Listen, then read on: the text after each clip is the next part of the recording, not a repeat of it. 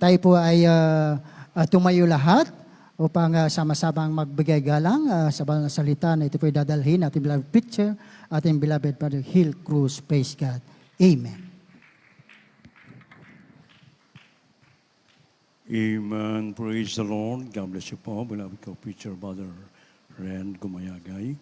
At tayo po muna magkaisa pong dumalangin sa ating pinakamamahal na Panginoong Kristo upang tayo patuloy na patnubayan, gabayan ng ating dakilang Diyos sa buhay. Amen. Opo, dakilang mapagpalang ang banal sa langit sa makapangyarihang pangalan mo.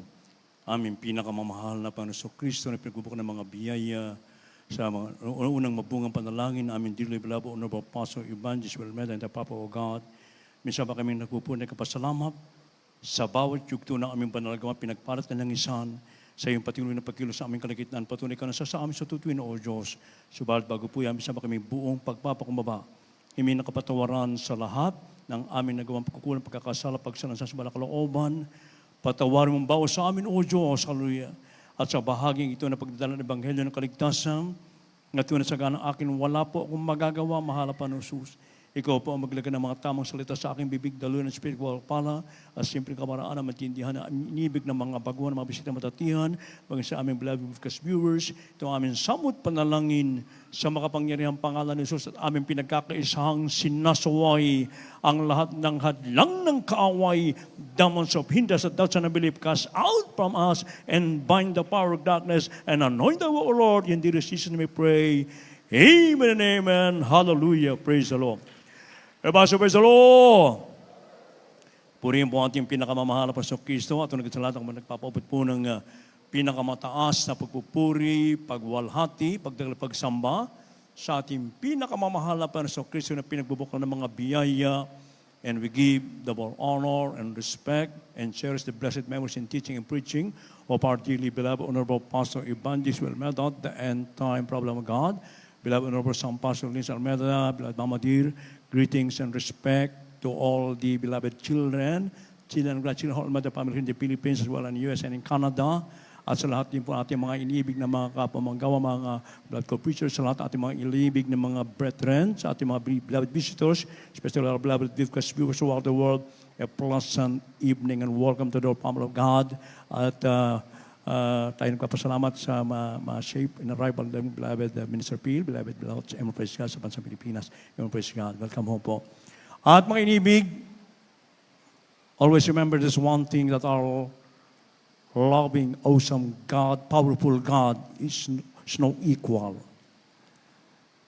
No one, whether in the divine realm or among any powerful entity, can even be considered equal or comparable to God.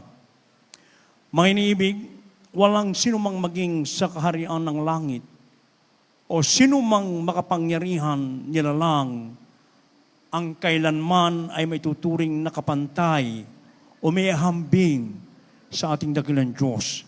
Kaya kung ating mababasa po dito from the book of Isaiah chapter 40 verses 18 up to 21, at 28 and 29, kayo nilaman po. The book of the prophet Isaiah, chapter 40, from verse 18 up to verse 21. To whom then will ye liken God, or what likeness will ye compare unto him? The workman melteth a graven image, and the goldsmith spreadeth it over with gold, and casteth silver chains. He that is so impoverished that he hath no oblation chooseth a tree that will not rot. He seeketh unto him a cunning workman to prepare a graven image that shall not be moved. Have you not known? Have you not heard? Hath it not been told from the beginning? Have you not understood from the foundations of the earth?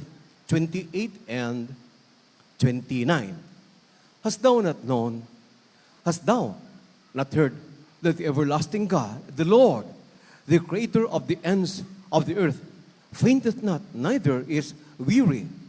There is no searching of his understanding. He giveth power to the faint, and to them that have no might, he increaseth strength. God bless you po sa Tagalog.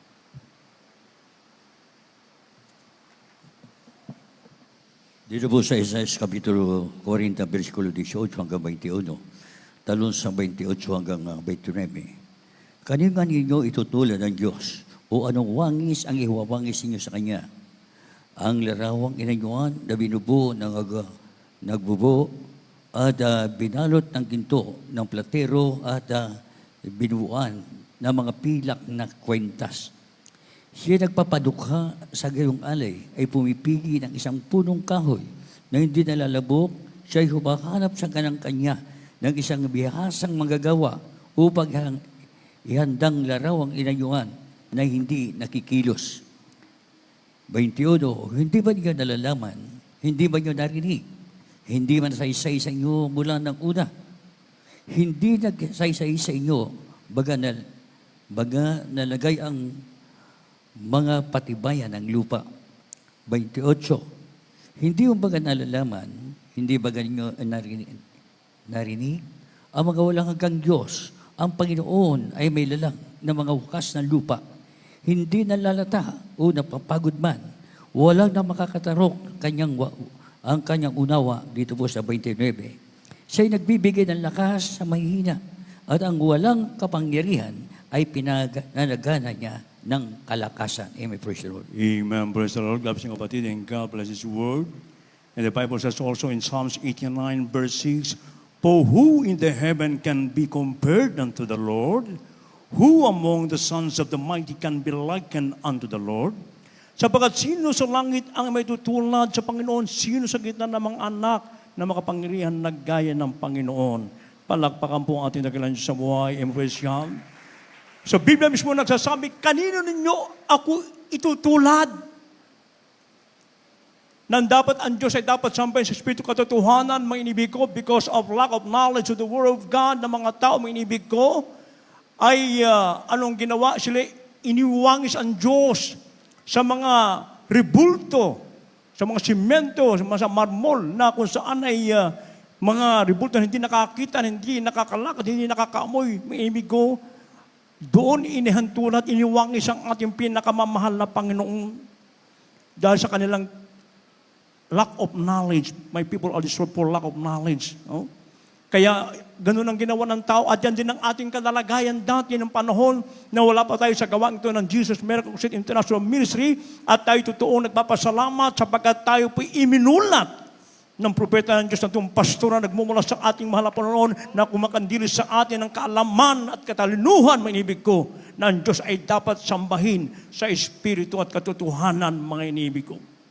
Kaya nga nakakalungkot hanggang sa mga oras na ito, lalo na pag ganitong buwan, mga iniibig ko sa mga pistahan, mga iniibig ko ay ipinalilibot ang talagang ilang paulit-ulit, araw-araw halos mga iniibig ko, na sa pag-aakalang sa pamagitan nun ay mawawala ang mga karamdaman, ang mga sarot na darating, maging ang mga kanila pinapanalangin. Subalit dito hindi nalulugod ang ating mahal na Panginoon sapagkat dito napupuot ang ating mahal na Panginoon sapagkat pag meron kang mga bagay nito, sabi ng Revelation 9:20, ito po'y pagsamba sa demonyo, mga iniibig ko. Kaya kanino nyo ako itutulad, sabi ng banal na kasulatan. Subalit kung nakikilala mo ang Diyos, siya ang Diyos na hindi kailanman nanlalata, siya ang Diyos na hindi man kailan napapagod, siya ang Diyos na nagbibigay ng kalakasan, kapangyarihan, kayamanan, kaalaman, katalinuhan, lahat ng bagay ay nagmumula sa ating pinakamamahal na Panginoon. At yan ang ibinigay sa atin, itinuro sa atin ng ating mga magulang sa ating mahal na Panginoon. Preaching the Word of God with power, anointing, lahat tayo na kumilala at kinalima ang banal sa kalita ng ating mahal na Panginoon.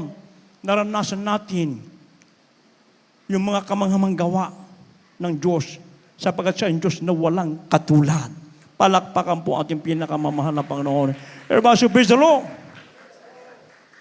Kaya nga nakakalungkot, mga iniibig ko, sa mga kababayan natin at mabuti na lang at marami na rin namulat, mga iniibig ko. Nagbabakasakali sila na sila po ay gagaling, magkakaroon ng kapayapaan sa puso at isipan, subalit sila po'y bigo pag umuwi. Subalit tayo dito sa Jesus Miracle Crusade International Ministry na pinangungunahan ng totoong pastor ng Diyos na nagmumula sa ating mahal na Panginoon at mga magulang sa ating mahal na Panginoon, na tayo pong lahat nakaranas ng mga signs, wonders, and miracles ng ating sinampalatayanan ang ating pinakamamahal na panahon. Kaya marapat lamang nating magtiwala, sumampalataya sa ating pinakamamahal na walang katulad, mga inibig ko. Sana pakinggan natin mga pato kanina, magmula sa simula, mga inibig ko, hanggang sa matapos. Sa nating kababayan na tiga rito lang, halos siya ay ayaw na ng barangay dito sapagkat labas-masok siya dyan sa barangay na yan. Kinukulong siya. At dyan hahanto siya dyan kung saan siya abutan ng kalasingan, mga inibig ko. Subalit laking gulat ng mga tiga-barangay sapagkat nung nakita nila ang ating mga kapatid nang sila po ay magpabaptismo sa tubig sa pangalan ni Jesucristo sa gawang ito, naranasan niya yung kapangyarihan Diyos na walang katulad sapagkat siya mismo ay binago ng ating pinakamamahal na panahon, nagkaroon ng kapayapaan sa puso at isipan at ngayon nakikita nila na ipinapahayag ang banal na salita ng ating pinakamamahal na panahon. Ang sabi pa sa kanila, ikaw na ba yan talaga? O, hindi sila makapaniwala, mga inibig ko. Sapagkat ang Diyos dito ay walang katulad, mga inibig. Kaya nga ang ating mahal na Panginoon during His earthly ministry ay nagpapakita ng mga grabe mga himala, mga inibig ko. Kaya ating mo nang mabasa dito po sa from the Gospel of St. Matthew, chapter 15, verses 30 up to 32, lalo sa 36 at 38. Kanya lamang po. The book of Matthew chapter 15, verse 30 up to verse 32. And great multitudes came unto him, having with them those that were lame, blind, dumb, maimed, and many others, and cast them down at Jesus' feet, and he healed them. Insomuch that the multitude wondered when they saw the dumb to speak, the maimed to behold, the lame to walk, and the blind to see. And they glorified the God of Israel. Then Jesus called his disciples unto him and said, I have compassion on the multitude, because they continue with me now 3 days, and have nothing to eat. And I will not send them away fasting, lest they faint in the way. Verses 36 and 38. And he took the 7 loaves and the fishes, and gave thanks, and brake them, and gave to his disciples, and the disciples to the multitude. 38. And they that did eat were 4,000 men, beside women and children. God bless you po. Dito po sa aklat ng Mateo, Kapitulo 15, ang talatay 30 hanggang 32. At lumapit sa kanya ang lubang maraming tao na may mga pilay, mga bulag, mga pipi, mga pingkaw, at ang iba pang marami. At sila'y kanilang inilagay sa kanyang mga paanan at sila'y pinagaling niya.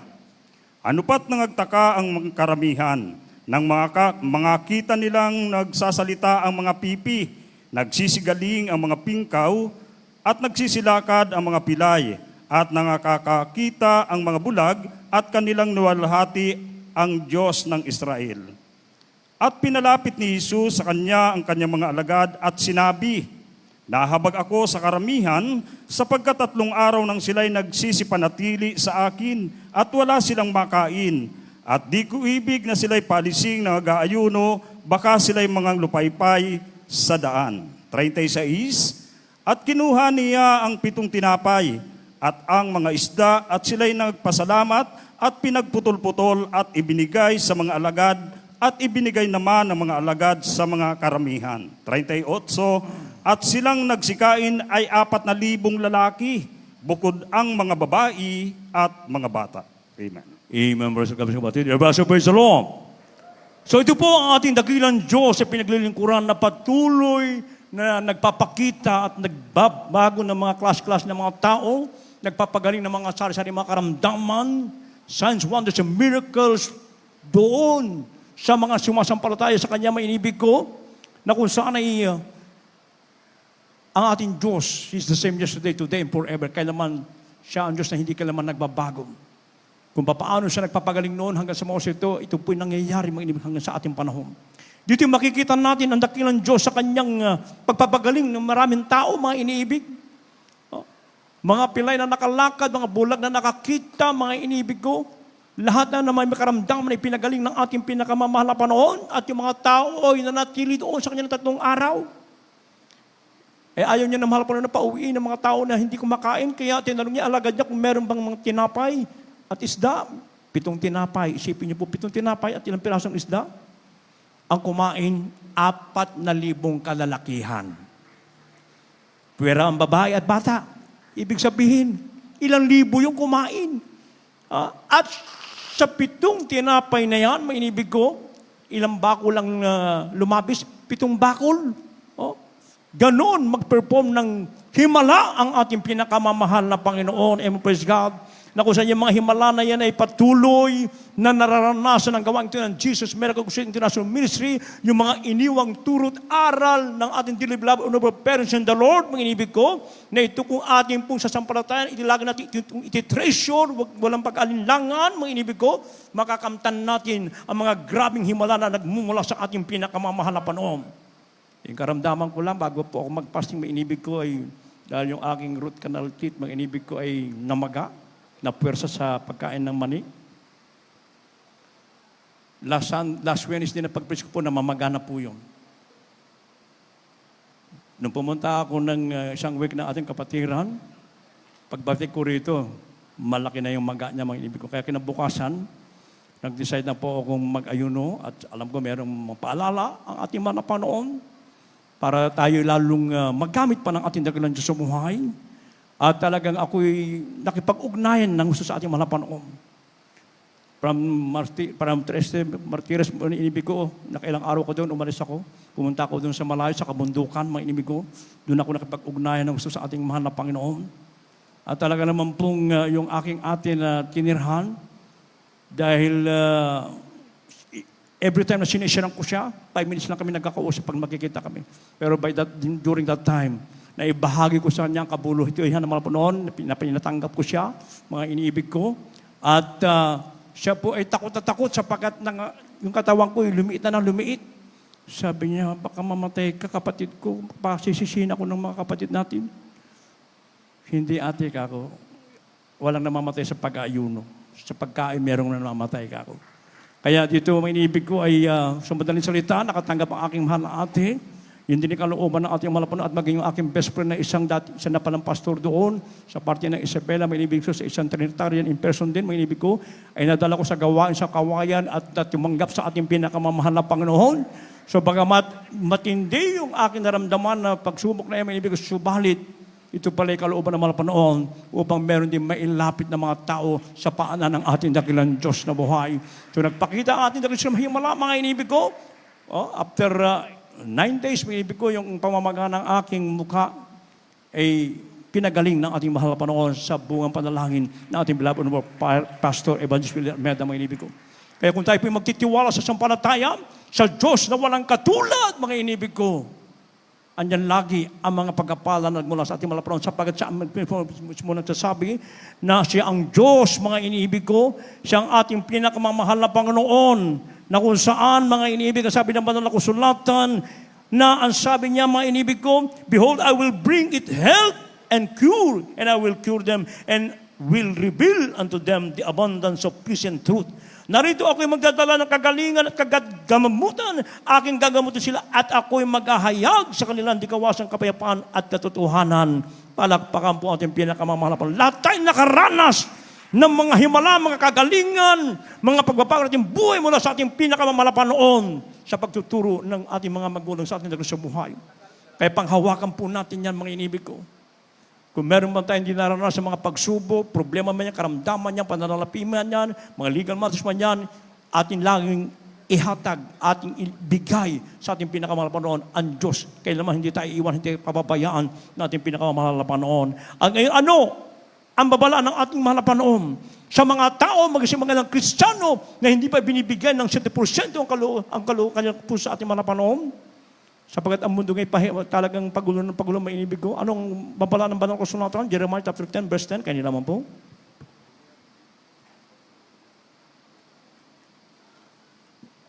The book of the prophet Jeremiah chapter 10, verse 10.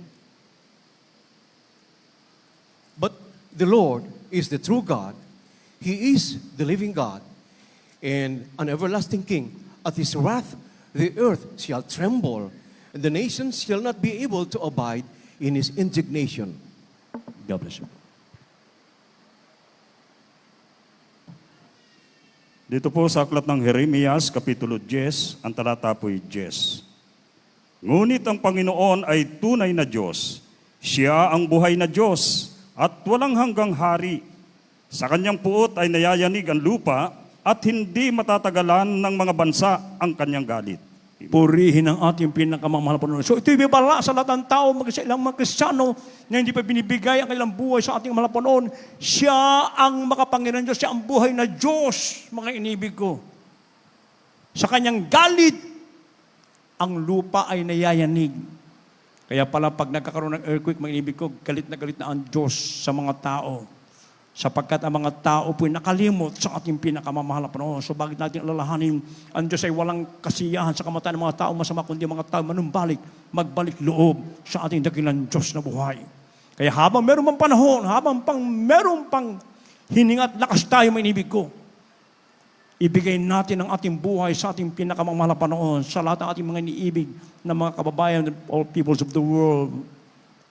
Now is the day of salvation, ngayon ang araw ng kaligtasan. Panghawakan po natin yung kaligtasan na nasa atin, yung ating pananampalataya. At ano ang pinagagawa ng ating mahal na Panginoon na dapat natin gawin upang yung Diyos na walang katulad ng ating sinasamba sa Espiritu katotohanan ay patuloy natin mapaglilingkuran hanggang sa kanyang nararapit na pagbabalik sa mga inibig ng mga buguhan. Ang sabi dito sa Isaiah 55, 6 and 7 and Psalms 91 verses 4, 5, 7, 10 and 11. Kaya nilaman po. The book of the prophet Isaiah, chapter 55, 6 and 7. Seek ye the Lord while he may be found. Call ye upon him while he is near. Let the wicked forsake his way, and the unrighteous man his thoughts. And let him return unto the Lord, and he will have mercy upon him, and to our God, for he will abundantly pardon. The book of Psalm, chapter 91, verses 4 and 5. He shall cover thee with his feathers, and under his wings shalt thou trust. His truth shall be thy shield and buckler. Thou shalt not be afraid for the terror by night, nor for the arrow that flieth by day. 7, 1,000 shall fall at thy side, and 10,000 at thy right hand, but it shall not come nigh thee. Verse 10, there shall no evil befall thee, neither shall any plague come nigh thy dwelling. God bless you po.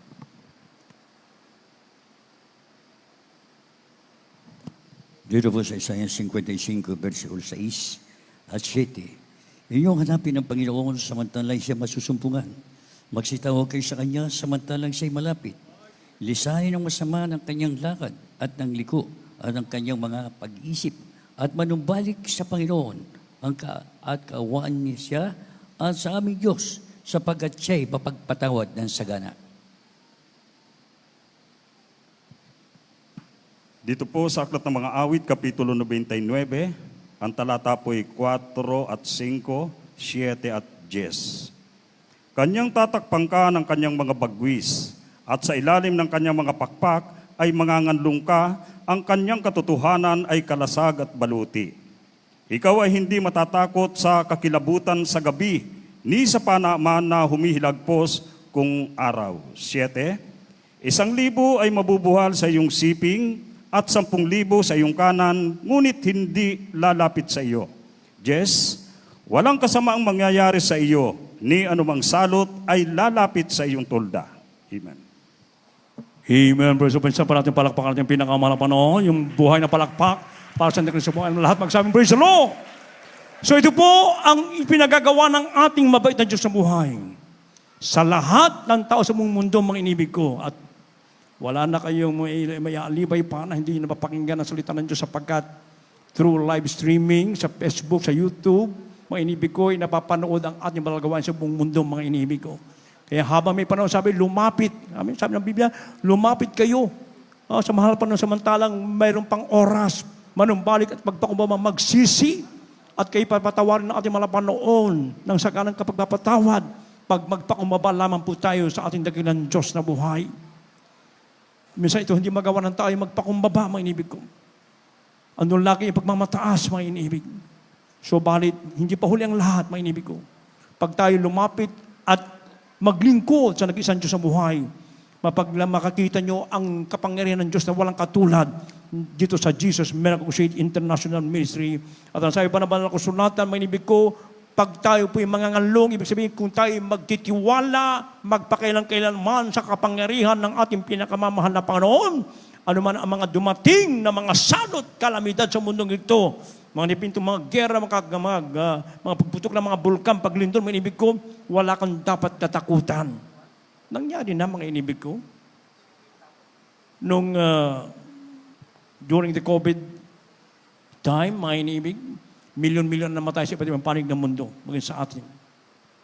So, balit sa mga anak ng Diyos na nagtiwala, nangalong sa ating pinakamamahal na Panginoon, marami tayong nababalitaan na nangamatay, meron silang mga vaccinated sila. Pero tayo, sa Jesus Miracle International Ministry, sa kabagan ng malapanoon, wala tayong vaccine. Ang ating pinaka-vaccine, yung kapangyarihan ng ating pinakamamahal na Panginoon. Sa ng mga napupuntahan natin, ng mga pinipray over, ng mga dying na mga ibig ko, mga kababayan, maging mga kapatiran natin. Magsasabi nga sa aking beloved sweetheart, nung nabubuhay pa sabi, pasensya na, pagkasabi kay Brother Hilal, yung kanyang niliyas niyang anak ko, may COVID, dying na nga nung panahon na pinag-pray ko. Pero sa kabahag ng parapanoon, sa buong panalan, ang beloved ng pastor, ngayon buhay na buhay, pinagpala ng ating pinakamamahal na Panginoon. Kaya tamang banal sa kasulatan, 1,000 mamatay sa kaliwa mo, sa kanan 10,000.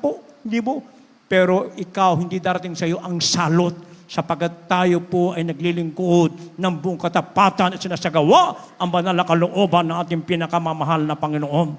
Kaya wala tayong dapat katakutan, mga inibig ko. Huwag tayong manglupay-pay, manghina.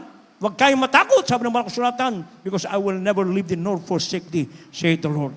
Hindi tayo kailanman iiwan, pababayaan natin pinakamamahal na Panginoon sa yung Diyos na ating sinasamba na walang katulad, mga inibig ko.